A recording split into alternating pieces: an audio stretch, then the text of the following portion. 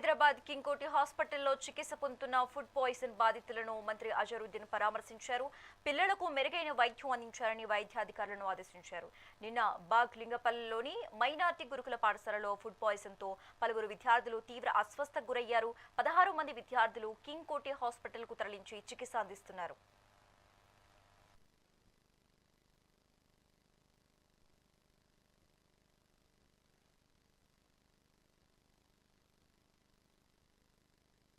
Actually Musheerabad girls hostel में थोड़ा सा प्रॉब्लम हो गया था खाने का, तो the girls about 35 children got affected with that. I think they got some type of an infection. Food was not proper actually. We have already taken action. We have suspended the people who are looking after this, the principal and the people who provide the food जो भी करते हैं. And now अभी जब भी मैं देखा हूँ तो लोग बच्चे स्टेबल हैं. Some girls have little bit more infection. Some of them will be discharged also. 15-20 लोग discharge भी हो जाएंगे.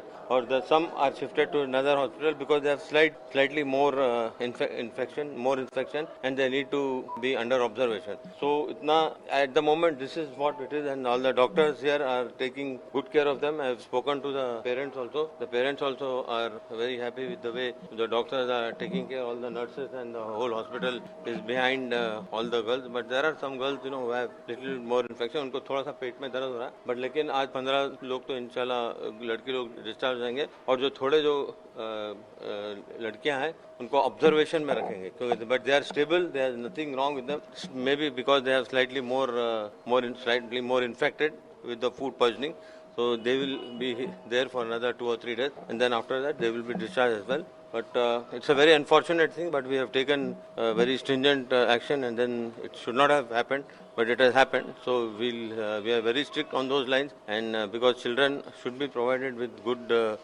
food, nutritious food, and not this type of food. I have taken action, and we have suspended the people who are involved in this, and inshallah everything will be fine. Actually Musheerabad girls hostel में थोड़ा सा problem हो गया था खाने का, तो girls ఆ విద్యార్థులకి అస్వస్థతకు గురయ్యారని చెప్పి నెక్స్ట్ రోజు నిన్న మార్నింగ్ 9:30-10 గంటల సమయంలో ఆ విద్యార్థులను ఆటోలో కానీ వాళ్ళ వెహికల్లో కానీ అంబులెన్స్లో కానీ 16 మంది విద్యార్థినిలను కింగ్ కోటి హాస్పిటల్కి, 10 మంది అమ్మాయిలని నీలోఫర్ హాస్పిటల్కి తీసుకురావడం జరిగింది.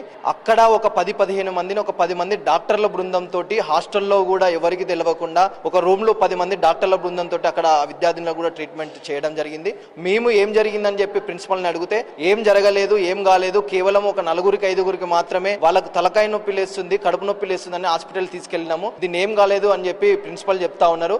దీనికి అంతటికి కారణం ఏంటంటే నాణ్యమైనటువంటి భోజనం పెట్టకపోవడం వల్లనే విద్యార్థులకు ఈ రోజు ఇంతమంది 27 మంది అమ్మాయిలకు ఈ రోజు అస్వస్థతకు గురై ఈ రోజు హాస్పిటల్ పాలైనటువంటి సందర్భం ఉంది.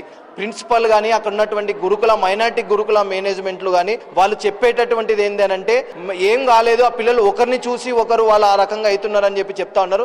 ఎస్ఎఫ్ఐ విద్యార్థి సంఘం మేమేం అడుగుతున్నామంటే ఆ రకంగా జరిగింది అంటే కేవలం 1-2 గంటలు మాత్రమే హాస్పిటల్లో పెట్టుకోవాలి. కానీ ఇప్పటి వరకు 2 రోజులు అవుతున్నా ఈ రోజు విద్యార్థులను ఈ రోజు హాస్పిటల్ పెట్టి ట్రీట్మెంట్ చేస్తా ఉన్నారంటే ఏ రకంగా ఈ రోజు ఫుడ్ పాయిజన్ అయిందని చెప్పి మనం ఆలోచించాల్సినటువంటి అవసరం ఉంది. ఈ రోజు తెలంగాణ రాష్ట్ర ముఖ్యమంత్రి మీటింగ్లలో, బహిరంగ సభలో, నిన్న జరిగినటువంటి ఉస్మానియా యూనివర్సిటీ మీటింగ్లలో నేటి విద్యార్థులే రేపటి పౌరులు, విద్యార్థుల కోసం ఏం చేయాలన్నా అది చేసా, అందుకోసమే విద్యాశాఖ మంత్రి నా దగ్గర పెట్టుకున్నా అని చెప్పి చెప్తా ఉన్నాడు. ఈ రోజు మేము అడుగుతా ఉన్నాం, అయ్యా ముఖ్యమంత్రి రేవంత్ రెడ్డి గారు, ఈ 2 రోజులైంది నిన్న బాగ్లింగంపల్లిలో ఉన్నటువంటి గురుకుల హాస్టల్లో ఫుడ్ పాయిజనే కాకుండా నిన్న మాదాపూర్లో ఉన్నటువంటి హాస్టల్లో కూడా ఫుడ్ పాయిజన్ అయింది. 2 రోజులు అవుతున్నా ఇప్పటి వరకు ఆ విద్యార్థులను పరామర్శించడానికి నీకు టైం లేదు, కానీ ఈరోజు ఉప్పల్ క్రికెట్ స్టేడియంలో ఫుట్బాల్ మ్యాచ్ ఆడడానికి నీకు టైం ఉందని చెప్పి ఈరోజు మేము అడుగుతా ఉన్నాం. ఆ విద్యార్థులకి అస్వస్థత అయితే మా పిల్లలు అడిగితే మాకు బాగానే ఉందని చెప్పేసి కొంతమంది అయితే ఫుడ్ పాయిజన్ అని చెప్పేసి అన్నారు. సో యాక్చువల్గా జరిగింది మొత్తానికి అయితే 50 మెంబర్స్ అని చెప్పారు. సో ఇక్కడ బయట చెప్పింది అంటే 70 మెంబర్స్ అని చెప్పారు. కొంతమంది ఏమో మన నీలోఫర్లో ఉన్నారంట.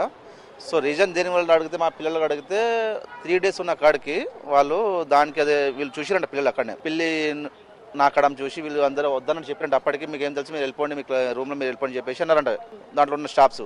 సో అదే కర్డ్ రైస్కి వీళ్ళు నైట్ వాళ్ళ పిల్లలు పెట్టారంట. సో కొంతమంది ముంగట వచ్చిన వాళ్ళ పిల్లలేమో వేరే కర్డ్ రైస్ తిన్నారంట. కొంతమంది ఏమంటే వీళ్ళు నాకిన పిల్లలు చూసిన దానికి కొంతమంది తిన్నారంట. ఫస్ట్ వచ్చిన పిల్లలు ఏం కాలేదు, సెకండ్ టైం ఆ పిల్ల అయితే నాకిన చూసారు 3 days ఉన్న దానికి, వాటి ఎంతమంది తిన్నారు అంతమంది మొత్తం ఫుడ్ పాయిజన్ అని చెప్పి. సో మేము లాస్ట్ టైం కూడా మేము మేడంకి ఏం చెప్పినామంటే, శానిటైజర్ అంట పిల్లలు మా కంప్లైంట్ ఏం చెప్పారంటే, డాడీ మాకు చలికాలంలో మాకు హాట్ వాటర్ రావట్లేదు, ప్రిన్సిపాల్ చెప్తే కంప్లీట్ అస్సలు పట్టించుకోదు. చుట్టుపక్కల డ్రైనేజ్ వాసన వస్తుంది, మాకు డ్రైనేజ్ ఫుల్ నిండిపోతుంది, అది దానికి కేర్ చేయదు. శానిటైజర్ సరిగా నీట్నెస్ లేదు. కిచెన్ లో ఎప్పుడు మేము పోయి చూసినా కూడా బొద్దింకలు తిరుగుతూనే ఉంటుంది, బల్లీలు తిరుగుతూనే ఉంటుంది.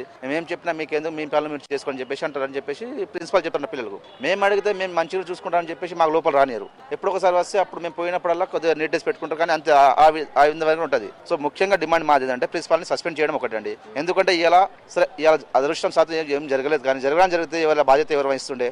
ఇంకోటి మెయిన్ ఏంటంటే కిచెన్ నీట్నెస్ లేదు. ఎవరైనా బయట నుంచి వస్తే అప్పటికప్పుడే నీట్నెస్ చేసుకోవడము, తర్వాత మన యథావిధంగా అట్టుంది అట్లనే ఉంటుంది. మీరు ఫుడ్ ప్రాసెసింగ్ అయిన తర్వాత రిపోర్ట్ మన ఫుడ్ ఇన్స్పెక్టర్కి ల్యాబ్ రిపోర్ట్ పంపించండి, డైలీ పంపించండి. వచ్చిన ప్రకారంగానే పిల్లలు పెట్టండి, లేదా ఫస్ట్ మీరు తినండి, ప్రిన్సిపాల్ ఉండి మీరు తిన్న తర్వాత పిల్లలను పెట్టుకోండి.